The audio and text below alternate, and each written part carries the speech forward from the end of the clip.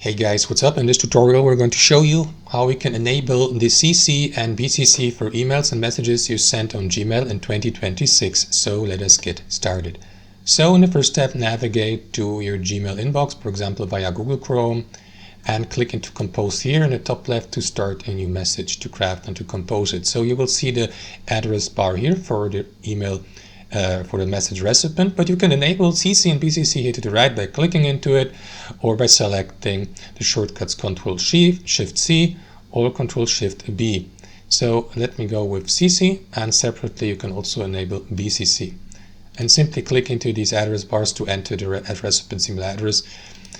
And that's it, guys. You will see these listed as recipients. You can enable that again, or simply collapse that by clicking into that text box here, guys. So let me close that email draft. That's how we do it.